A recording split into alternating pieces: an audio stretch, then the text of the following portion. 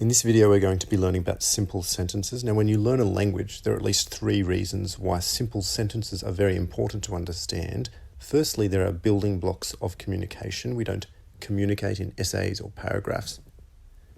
Secondly, they help us understand how a language works. If you can understand the mini unit of a sentence, you can understand anything else. Thirdly, to speak another language, we need to know how to form sentences. We're going to be answering 3 questions in this video. Firstly, what is a sentence in the first place? Secondly, what are the different parts of a sentence? In particular, what is a subject? What is a verb? And what is an object? And thirdly, how do those different parts relate to one another? What is a sentence? In traditional grammar, a sentence has been thought of as consisting of firstly a subject and secondly a predicate. A subject is the person or thing that is doing or being. So the thing in charge of the sentence, if you like, in charge of the verb. The predicate, on the other hand, is what the person or thing is doing or being. A subject will answer the questions who or what is in charge, whereas the predicate will answer questions such as whom or with whom, what or with what, when, where, why, or how.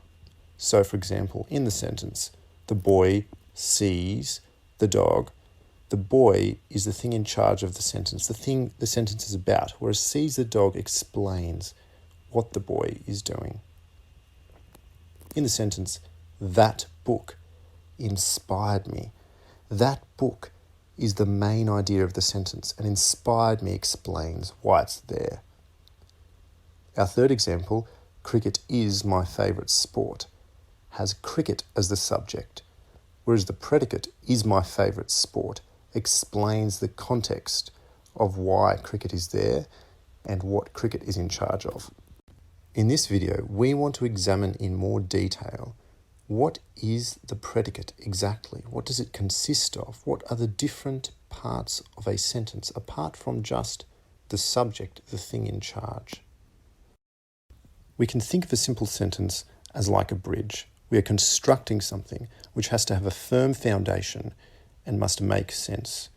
The first element, the first pillar, if you like, is the subject, the thing in charge of the sentence. The roadway, or the road, is the verb. It's taking us somewhere. It's the action which gives flavour to the sentence. And finally, the object or direct object is receiving the action of the verb and therefore connected to the subject. In the first example, the boy sees the dog. The boy is in charge, the boy is the subject, the boy is seeing, that is the action, and the dog is the thing, the noun, that is receiving the action of the verb, therefore it's the object. In our second sentence, we have exactly the same words, but the roles are switched around. In this sentence, the dog is the one seeing, and the boy is receiving the action of the verb. In our third example, that book inspired me. That book is in charge. Inspired is the verb. It's the action. It gives flavour to the sentence. And object is me, because me is the one which is receiving the inspiration. Some sentences, however, seem to be incomplete as a bridge. They may only have 2 elements. For example, a subject, the first pillar, if you like, the thing in charge of the verb, the second element, but you don't have anything else, or you don't have an object. For example, the boy sleeps. Now, there's no direct object in this sentence. However, these are the 2 elements you need to make a sentence. The bridge still stands. In the second example, the boy is the eldest child. The eldest child is not an object. It's not being affected or influenced by the boy. It is equal to the boy. And the same goes for the third example. The dog is a golden retriever. A golden retriever is equal to the dog.